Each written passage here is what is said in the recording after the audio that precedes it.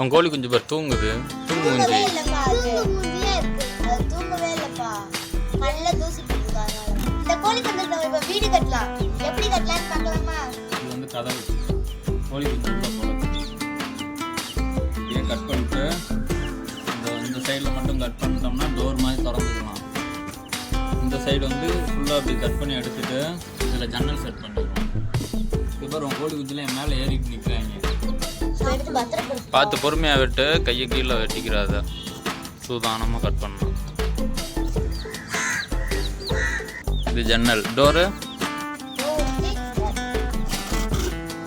நீ வீடு செய்கிறத நின்று பார்த்துக்கிட்டு இருக்க 2 கோழி குஞ்சு.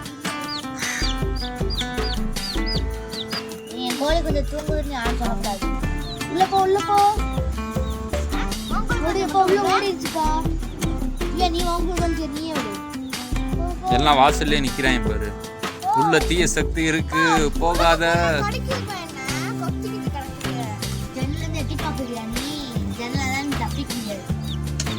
ஏன் என்ன ஜெயில் கப்பி மாதிரி போட்டு வச்சிருக்கீங்க? நம்ம வீடு செஞ்சாச்சு, சாப்பாடும் வச்சாச்சு. இது மாதிரி உங்க வீட்டுல யார் யாரெல்லாம் கோழி வளர்க்குறீங்கன்னு சொல்லிட்டு கமெண்ட்ல சொல்லுங்க.